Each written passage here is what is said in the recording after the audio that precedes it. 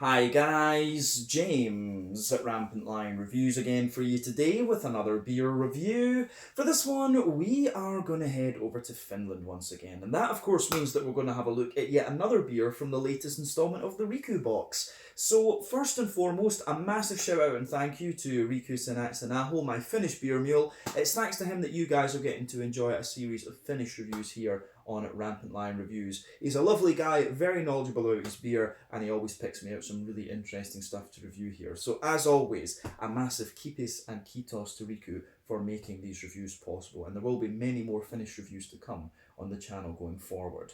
But yeah, for this review then, we are going to go to another brewery that I've never tried anything from before. These guys are another relatively new addition to the Finnish beer scene from what I understand, and they're quite interesting because they say they don't really want to do trendy beers. They want to focus on the quality of their beers and do nice kind of drinkable and sessionable things as well actually. So it sounds a little bit like New Barns in Edinburgh, or maybe the Kernel in London from what I've read.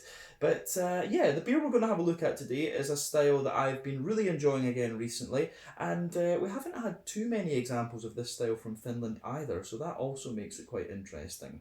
So needless to say, I'm very curious to see what this beer is going to have in store for us. Hopefully it's another good beer, hopefully it makes for an interesting review, and as always I hope that you guys watching enjoy my take on this one as well. So yeah, for this review then, we are going to head to a little place called Kouvola, which is kind of in the southeast of Finland. It's almost like halfway between Helsinki to the southwest and Lappeenranta to the northeast. It's also to the east of Lahti as well. And we're going to have a look then at my first beer from Panimo Hoppa. So this particular beer is called Extra Pills. It comes in at 5.9% ABV, and I think, as you can guess from the name, we know this one is a Pilsner. But at 5.9%, it's actually a little bit heavy compared to some other Pilsners that we've had in the past. But then again, it is from Finland. So yeah, they do like their strong things there. But yeah, 5.9% Pilsner beer, this one. This should be quite interesting to try.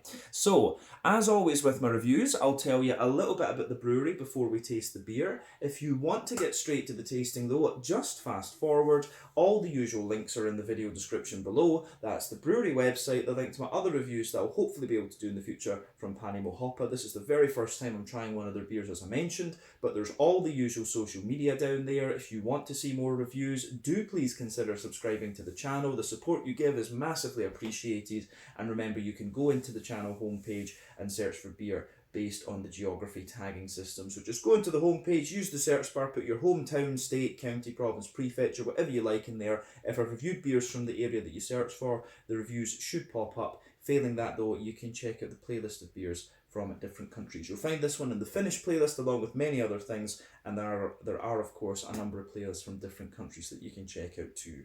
So yeah, let's go on to my brewery notes then, and we'll chat a little bit about Panimo Hoppa. So Panimo Hoppa is a very small family-owned brewery that's located in Kuusankoski, which is a former city of 20,000 people, and nowadays this is part of Kouvola, which is located in the Kymenlaakso region around the river Kemijoki, if I've pronounced that correctly. I apologise for my horrible Finnish pronunciations, but as I said to you earlier, this little place, Kouvola, is about halfway, it looks as if it's about halfway between Helsinki to the southwest and Lappeenranta to the northeast, so it's kind of right in the southeast of Finland almost, and it's also out to the east of Lahti as well. But Panimo Hoppa was founded back in 2017, and they started their production the following year in 2018.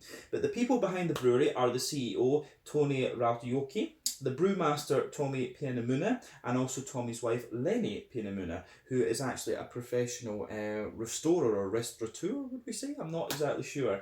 But Lenny's profession was the main reason that they decided to buy and restore the premises that they have. So the brewery is actually located in the old centre of Kuusankoski, in a historic building that was built back in 1925 for the trading company Heinonen and Laurikainen Oy. So OY, Oy is like the Finnish Obi in Swedish, or GmbH from German, or incorporated, I guess is the other way, just so that you know.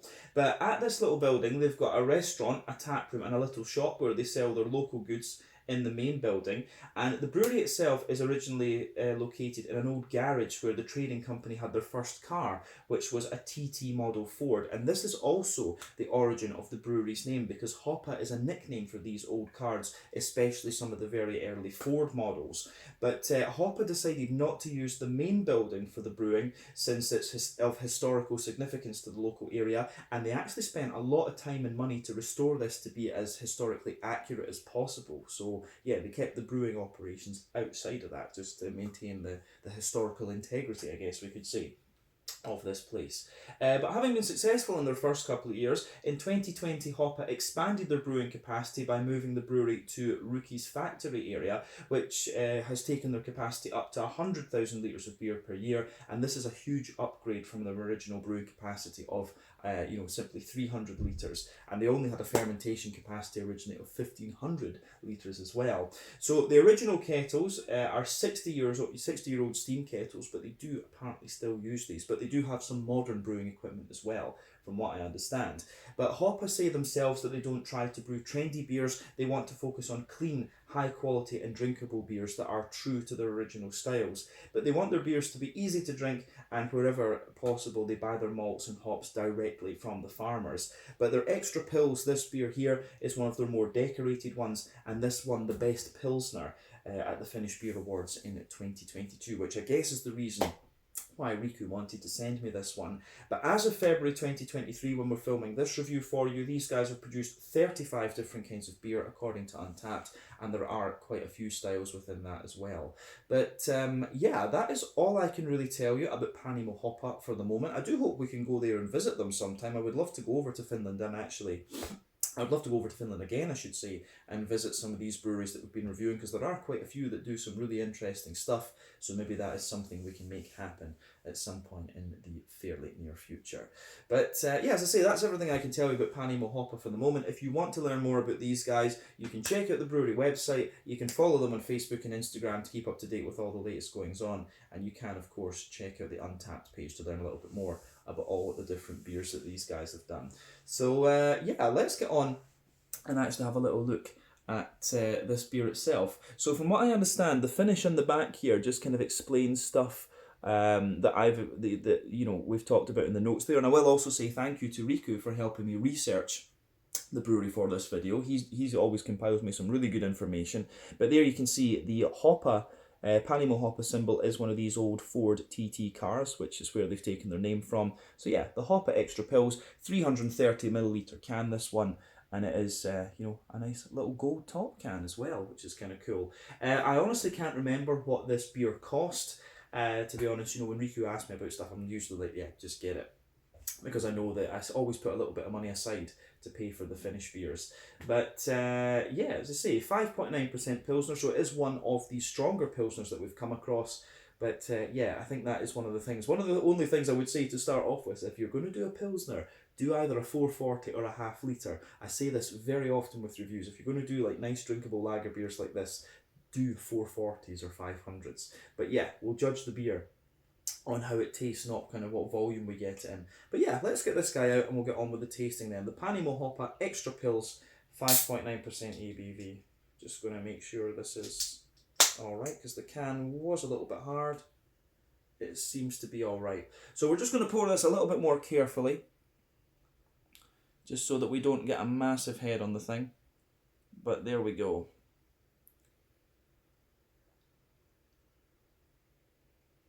I will say this does look very nice. We had a very nice Pilsner, I think, in the last Riku box from Panimo-olut, who, if I remember rightly, are from Lapinranta, but correct me on that if I'm wrong. But yeah, maybe southeast Finland is a bit of a hub for Pilsner lagers. So yeah, should be quite nice. But there we are. So I have to say, this beer does look pretty damn good actually. So as you can see, it's poured pretty much as you would expect from a Pilsner, it looks a little bit like a kind of more Czech Pilsner with that nice kind of haziness that it has. So for me, the main difference between the Czech Pilsner, Czech Pilsen and the German Pilsner is the German ones always tend to be a little bit more kind of clean, crisp and dry, whereas the Czech ones are always a bit more kind of yeasty and bready, if you like. They've almost got a little bit of creaminess to them. And of course, you've got the difference in the hops too. The Czech Sax hops are a good bit more kind of spicy than the German ones, which are a bit brighter in their floral and grassy character, in my opinion. Like I say, this beer looks great. So before the head disappears on this one, I think we can say it's poured with about a finger and a half of a frothy, I would say, perfect white head. You can see there's lots of lovely kind of smaller bubbles there toward the bottom of that head, but there are a few kind of bumpy ones there too. I think it's actually more foamy round this side compared to what you guys are seeing. But yeah, nice kind of medium-sized bubbles there and a few bigger ones toward the top of the head as well. But yeah, like I say, it does look very, very nice. So yeah, in terms of the colour of this beer, it's pretty much what you would expect. I would describe this one as a lovely kind of, pardon me, bright, sort of pale golden straw colour. You can see it's got a nice little bit of that natural haze to it as well. And I will point out too that this beer does contain only barley malt. When I smelled it, when it was coming out of the can, it actually really reminded me of the New Barnes Oat Lager, which is a beautiful beer, by the way. I would recommend that you try this one. So I did wonder if there was a wee bit of oat in this one, just because of the notes I was getting. But yeah, one or two big bubbles sticking toward the side of the glass, a few little ones going up toward the bottom of the head there, and as we said, a lovely kind of rich pale golden straw. Remember, the colour of your beer depends on 1, the type of malts that you use. This goes a long way to determining your EBC rating. 2, length of your wort boil is also going to play a role, because the longer you boil the wort, the more the sugars caramelise, and thus you get a darker colour of beer. But any barrel aging you do or adjuvants you put in will affect the colour too. That is possible when it comes to Pilsners, but you know, it's not often that you barrel age a Pilsner or put some adjuncts in it, to be honest with you. So yeah, let's have a wee look at the aroma of this one then and see, pardon me, what it's going to have in store for us. This should hopefully be very nice. Oh yeah, I'm going to say straight away, this beer, it does smell pretty damn good. And yeah, as they were kind of talking about, or as they say themselves, you can tell that this beer is going to be one of these ones that is intended to be very true to the style, and that's what I look for when it comes to these sort of Central European lager styles. I want them to be you know, close to and true to the style that you would find, the ones that you'd actually find in Germany and Czech and Austria and so on. But yeah, you can tell this beer is very, very nice. Yeah. So aroma wise, yeah, this is for me. The first impression of this one is, as a Pilsner, the hops, it's not too hoppy and bitter. It doesn't smell too much like that. It's got a little bit of soft fruit, and of course it's actually got quite a lovely bready and yeasty backbone that this beer has. So let's just try and break that down and describe it a wee bit more kind of in depth. So on the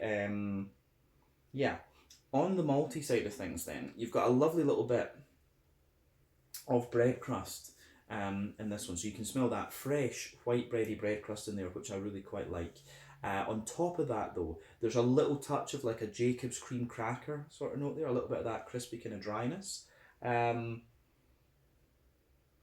But yeah, the way that that goes together, I think, is very, very nice too. So yeah, lovely little bit of fresh white bready crispness in there, a little bit of Jacob's cream cracker, and then of course you've got the big bready notes above that. So for me, there's a good little bit of a fresh, fluffy white bready character coming out of this one. As I say, there's not even any wholemeal bready notes to this one. It is just straight up white bread. This beer is very kind of straight shooting actually in what it's going for. So yeah, just fresh white bread crust, a little bit of Jacob's cream cracker. Yeah, as I say, a little bit of fluffy white bread in there, and you can get little elements of the you can get toward the back of the nose, you get little elements of the sort of crisp Pilsner malt out of this one. But this beer for me isn't too dry in that sense. It really isn't. It smells more like some of the lager. It smells more like it's kind of lager malt rather than straight up Pilsner malt. But I suspect we might get a good little bit more dryness out of this one when we taste it. because there is just that little bit of crispness in the top of the nose, but like I say, not so prominent in the aroma. But on top of the white bread in this beer, you do get a little bit of that kind of McVitie's digestive, biscuity sort of thing coming out of it. And again, that usually is an indicator of Pilsner malt. So yeah, the way this beer goes together is really nice in that sense. Yeah, aroma wise, I'd have to say I do like this.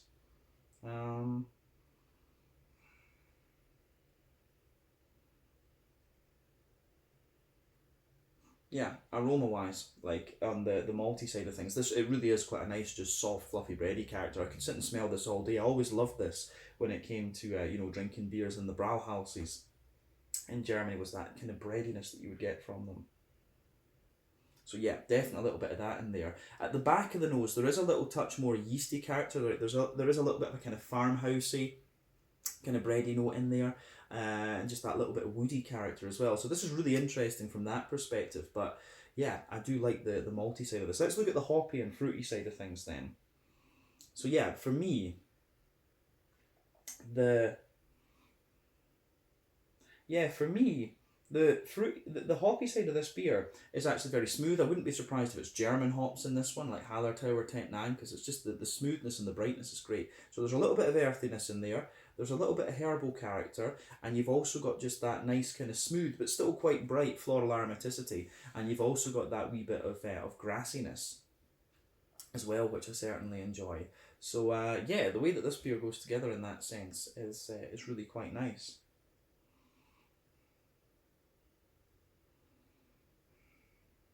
But yeah, I'm pretty sure it's German hops in this one. That's really just what comes to mind. But yeah, on top of that then, you have got a little bit of fruitiness coming out of this one. There's a wee bit of a kind of oily pear. Yeah, a little bit of an oily pear in there. You've got a wee touch of like an apricot-y character as well, which is quite interesting. But then yeah, like a wee touch of I've also got that there's a little touch of like gooseberry or something like that too, and a bit of that kind of lemony, limey note mixing in with some of the grassy esters. So yeah, all things that you would come to expect of the Pilsner style actually. But yeah, I do like how this one goes together. So it gets a thumbs up from me. I think this one goes together very, very nicely. So yeah, I think this does go together pretty damn well, I have to say. So aroma wise, gives you everything you'd expect from a Pilsner. Not one of the drier Pilsners, as I say, one of the more kind of smoother and bready ones. But like I always say, take a wee bit of time just to enjoy the aroma of the beer before you get stuck into it. So let's have a taste of this one then and see what it's all about. So this one is the Extra Pils, a 5.9% Pilsner beer from Panimo Hoppa in Kouvola in the southeast of Finland. Let's get stuck in. Slange, skål, cheers, keepies.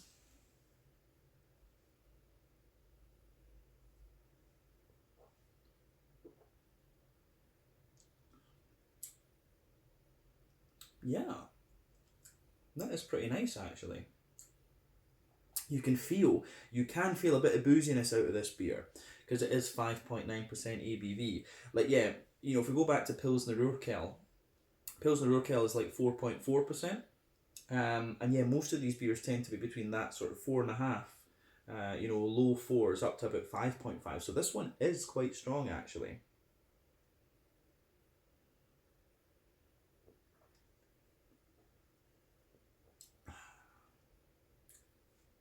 So yeah, the way this beer goes together, I think, is very, very nice. Yeah, I do like that. I like it. But I say, definitely a bit more boozy, and you can feel that with this beer. So that's maybe the reason why it's a bit more bready, to be honest with you, when I think about it. But yeah, I will say they've got a solid Pilsner here, so well done to them for that. It does make me very curious to try some of their other lagers as well, actually. But yeah, let's have a wee look at this beer. Let's try and break it down and describe it for you a wee bit more in depth.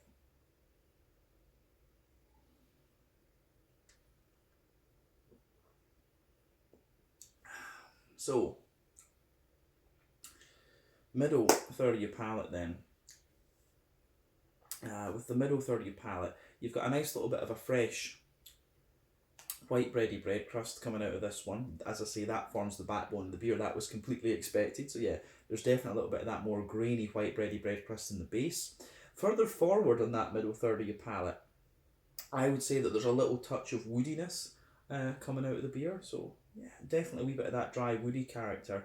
Then above that, you've got a good little bit of Jacob's cream cracker. So yeah.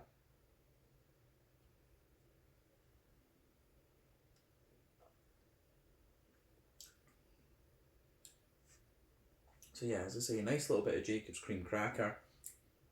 Then above all of that, you get the bready character. And the bready character for me, it's interesting because the further into the aftertaste you go, above the Jacob's cream cracker, you start to get a more wholemealy, brown bready type character out of the beer. So yeah, definitely get that.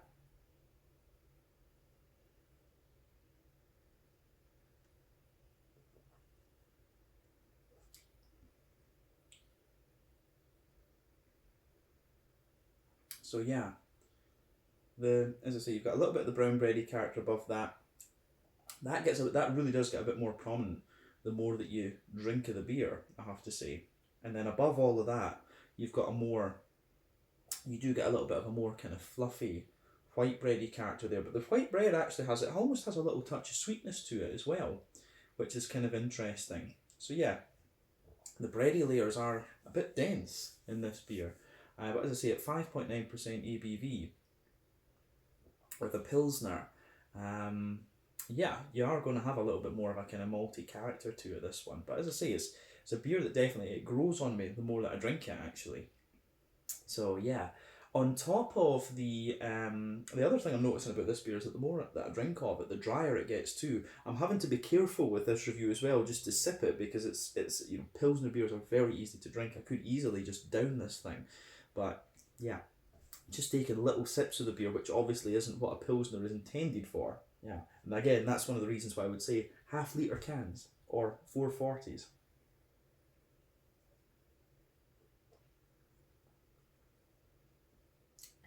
But yeah, on top of the bready layer then, top of the white bready layer, you can feel this beer actually does have a good little bit of a a kind of sweet component to it as well. So above the white bread, you can feel there's a sort of circle. There's a circle in the middle of your palate there, and it feels like quite an oily kind of honey type quality. So yeah, you've got a little bit of that more oily honey, and in the dead centre of your palate, you maybe have like a little touch of a straight up caramel, and that is the kind of boozy side of that's the booze from the beer. But then yeah, as you move further out, you get a little bit of a more you get a little bit of a more kind of oily kind of honey type thing coming out of the beer. But then yeah, that's going to be from the Pilsner malt too. But as you move to the back of that middle third of your palate, you certainly get some of the more kind of Pilsner malty dryness coming out of the beer. So yeah, you can definitely get that for sure. And then the further you go into the aftertaste with this beer, it does get quite dry for certain.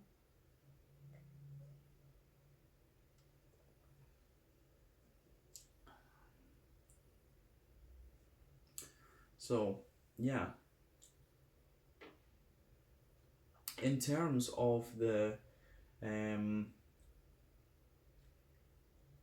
middle third of the palate, I think that's kind of everything we need to say, to be honest with you. So let's look at the back third of the palate and the more yeasty side of the beer. So the border region between middle and back third of your palate, again, you get a little bit of a bready build up in there. So yeah, lovely little bit of bready build up for sure. White bread, and you can feel the dryness from that Pilsner malt in there. The base of the back third of the palate is a little bit more, as I say, it's a little bit more kind of, yeah, you've got a little bit of that kind of bread crusty character again, but it's a little bit more grainy. As I've always said, more grainy and bitter flavours come out further back on the palate, so you can feel the bread crust is a bit more grainy. Then above that, you've got the drier crackery notes. You've got a bit more brown bread in there. The brown bread still has a little bit of density to it, but you can feel the layer is just a little bit taller at the same time. And then above that, you get the white bready notes, and then you've got some of the Pilsner malty dryness above all of that too. But yeah, the way it goes together, I think, is really nice in that sense.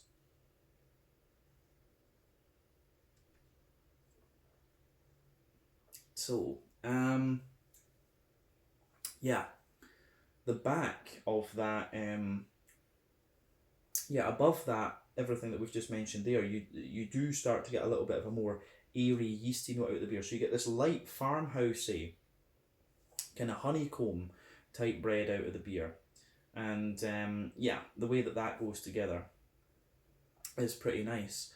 So yeah, I think I always get a little bit of honeycomb in the back third of the palate. I don't know why, but yeah, you can certainly feel this really light, airy, sort of farmhousey type bready character from the yeast above everything else on the back third of the palate. So definitely, yeah, definitely on that back third of the palate you can feel the flavour is taller. Then as you come further forward, it condenses down and squashes together that little bit more. So yeah, flavour profile wise, this one is pretty damn nice. On the hoppy side of things then, back corners of the palate, you've got a nice little bit of earthiness in there. Then as you move further forward, there's a little bit of herbal character. And as you push toward the kind of front corners of the palate, you've got a little bit more kind of floral. You've got a little bit more kind of floral aromaticity coming out of the beer as well. I'm wondering, maybe they've used, from the aroma I was getting German hops, but I'm wondering a little bit now, maybe they have used Czech Sats in this one, because it does have a wee bit more spicy character. Either that, or it could be one of the more, the slightly higher alpha acid German hops like Hercules or Pearl, pardon me, or something like that. Because yeah, you do get a little bit of spiciness out of the floral side of the beer on the front corners of the palate, but then round the front curve of the tongue, you do get that lighter, sort of more grassy character out of the beer as well. So yeah, that's quite interesting. So the hoppy character is a bit different compared to the aroma, for sure. But let's look at the front third of the palate and look at the different flavours of the beer. Rather, look at the different fruit flavours that we get. So yeah.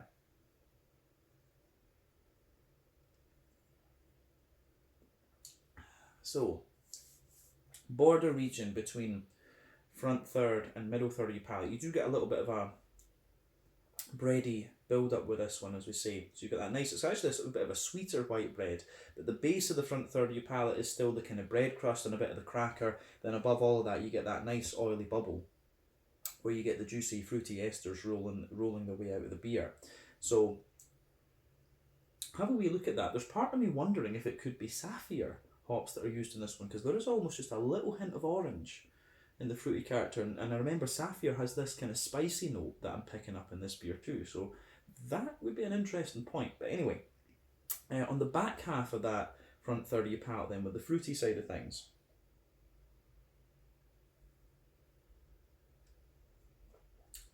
there's a wee bit, so yeah, you've got a little bit of a, as we say, you have got a little bit of a, you've got a little bit of a more kind of, you've got a little touch of like a sultane type quality in the back of that front third of your palate, like a sort of dry white green grapey sort of thing. As you move further forward, there's a little touch of oily pear, but at the same time it's like quite a dry apricot-y character that comes out of the beer for me. And then into the front half of that front third of your palate, there's a little tiny touch of gooseberry there, and then I start to get a more kind of citrusy note just toward the very front tip of your tongue, and that mixes in with the grassy esters coming out of the beer. So yeah, the fruity side of this one is quite interesting, but I would also point out that the fruit isn't so prominent. This beer really is more kind of bready, and it gets more yeasty and dry the more that you drink of it too. So it's actually quite, in some ways, it's quite true to some of the Czech yeasty pilsners that I've had before. But yeah, as I say, at 5.9%, it's a little bit stronger than them, a good bit stronger than some of them actually.